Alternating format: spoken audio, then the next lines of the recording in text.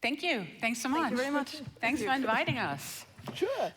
So, first of all, the last presentation really also touched my heart. I never thought I would be in the middle of a war in the 21st century. So I can just echo, Steffi, what you said. I mean, we're all here to support these wonderful, wonderful people who were just on stage.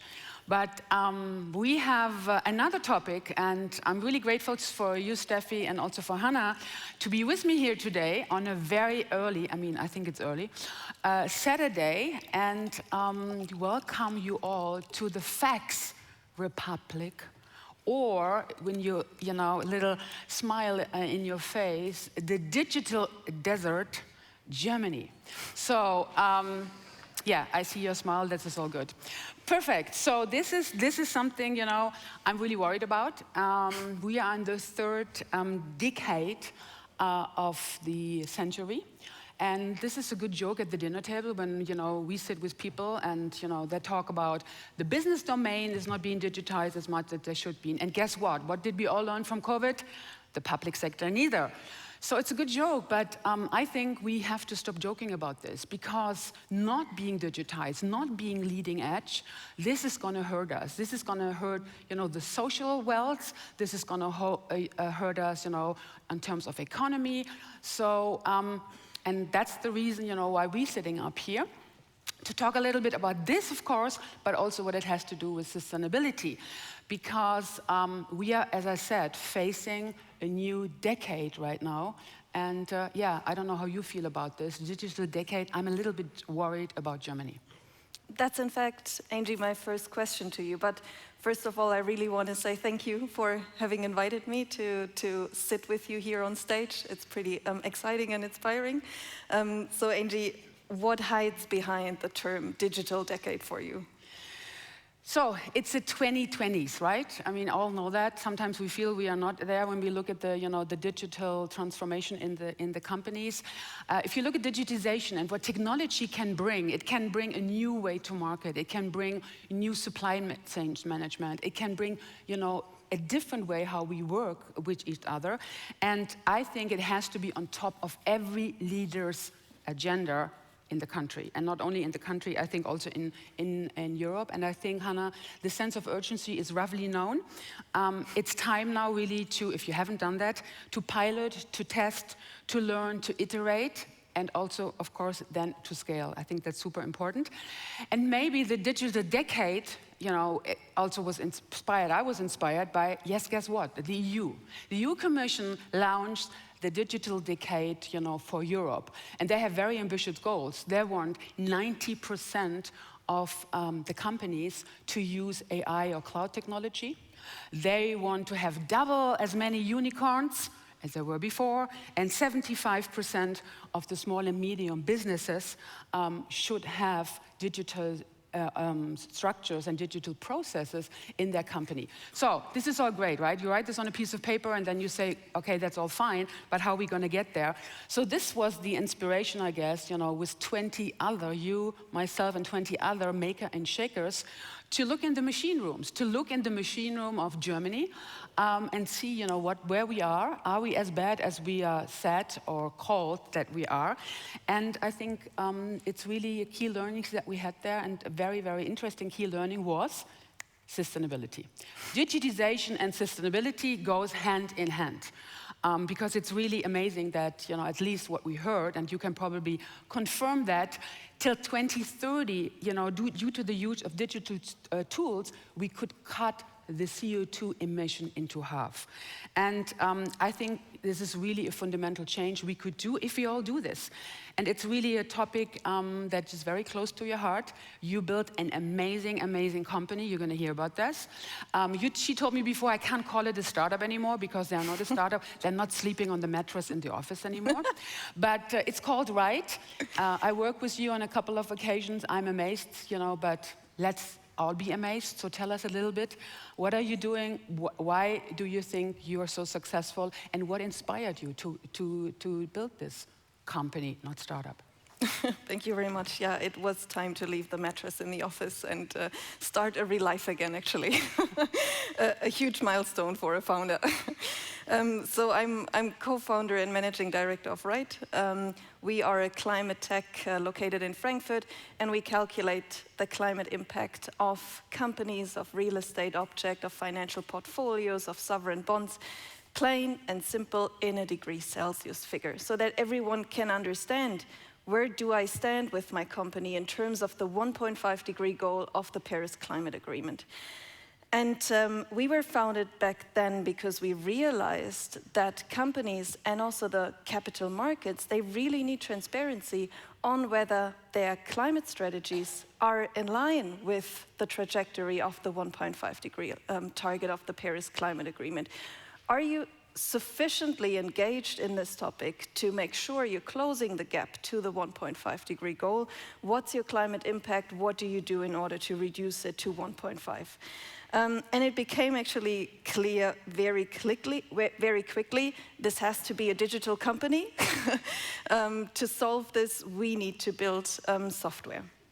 And often digital companies, also like Meta, they are not seen as big contributors to climate change. But the fact is that in order to achieve this incredibly ambitious goal of 1.5 degree global warming, so limiting global warming to 1.5 degrees, all sectors, really all sectors, still need to make a contribution and do their homework and make the fundamental changes, including IT and online platforms. So Angie, do you think this is fully understood in the sector? And what actions are being taken? What do you want me to say now? Yes, we all know that. We just don't know how to implement. That's basically the net result. But I think it really depends on the industry you're looking at, how far they are with their plans and also with the implementation. But it has to be on top, and I had wonderful talks yesterday already, on top of everybody's leaders, I said that before, agenda. Not only because of the sake of the company to flourish, and greenwashing, by the way, is not working anymore, also for this, for their recruitment. Which, young, great talent wants to work for a company who is 4.5 or is 5, degrees Celsius? Nobody wants to do that. So I think it's absolutely important that the companies do that for their own sake, but also for the society and for their talents. Well, I mean, Meta, as you can imagine, we are a tech company, right? I mean, yes, we have till 2020, and we are supported by renewable energy, which is great. 2030, we would like to have our whole supply chain also be CO2 neutral. That's all great. But with 3.6 billion on the platform, we have another topic here. We can do reach, and we can provide information.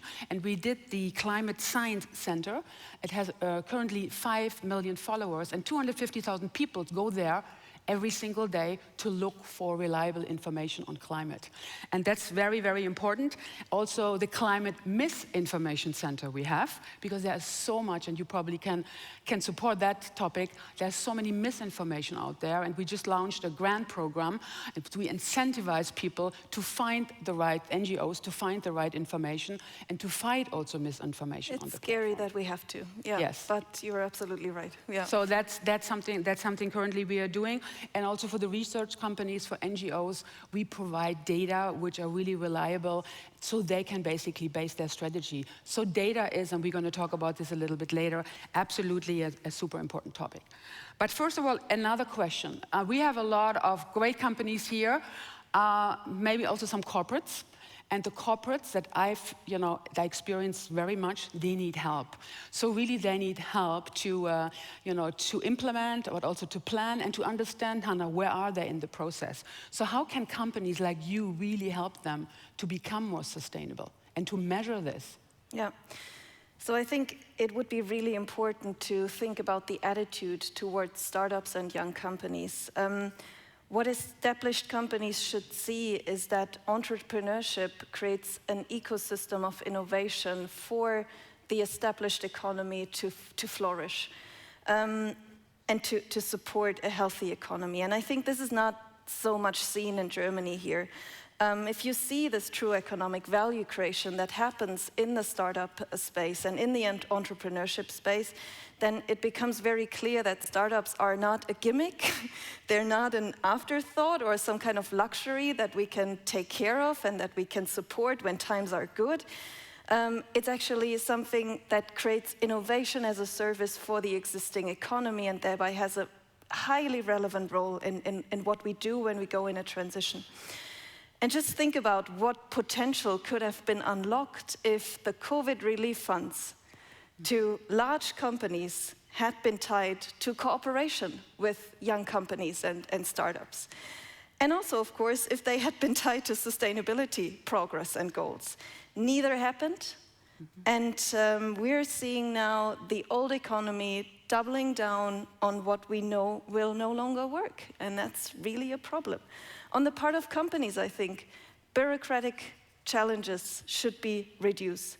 For instance, we make great experiences with strategic partnerships with large companies where goals are clearly defined.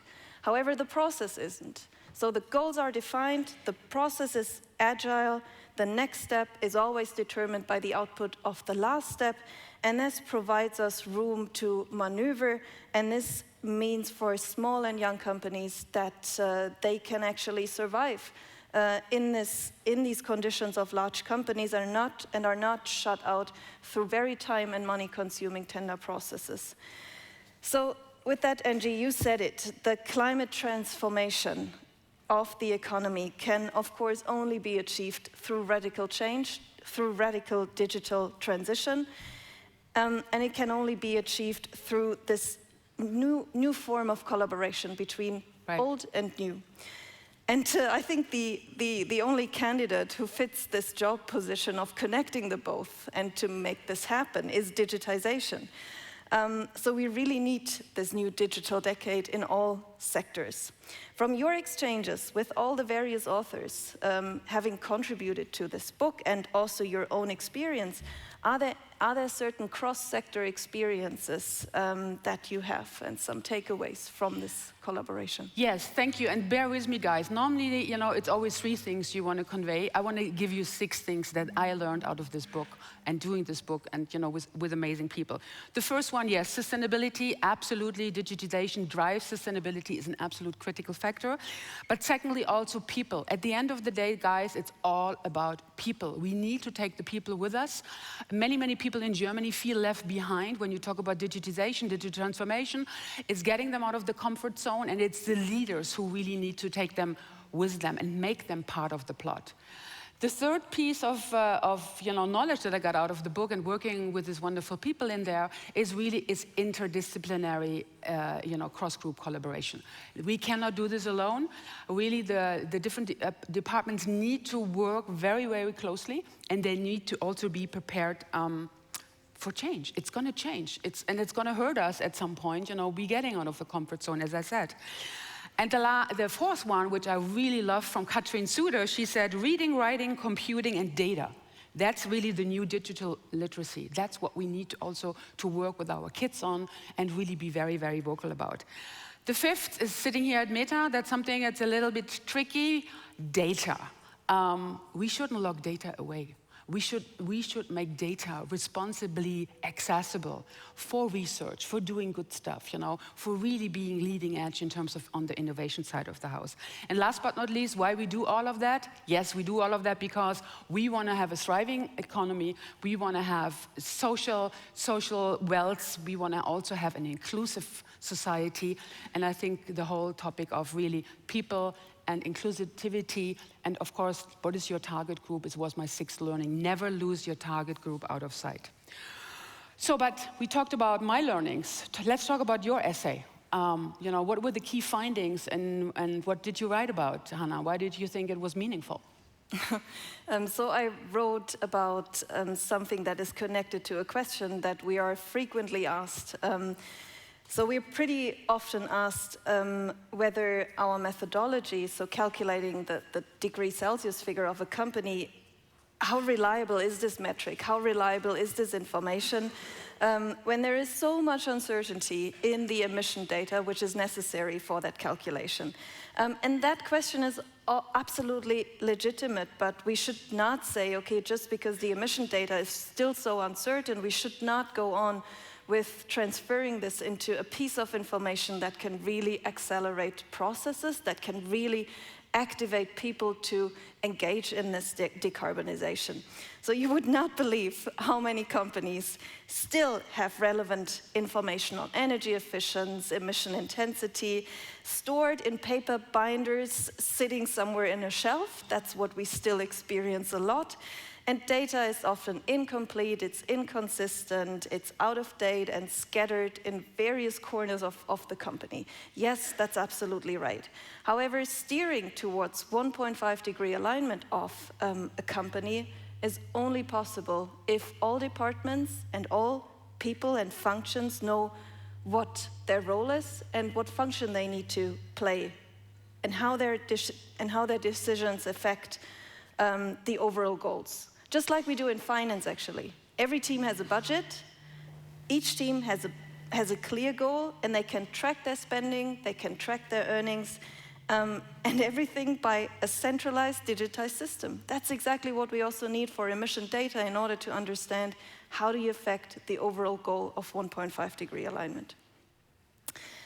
And we're talking here just about raw data. So we're just talking about how do you handle raw data and emission data. And I think digitization, and that was one of my key learnings and something I wanted to express in that book, digitization can help us to turn this raw data, emissions, into meaningful information and thereby accelerate the changes and the disruption that we now really need in order to build up a healthy economy.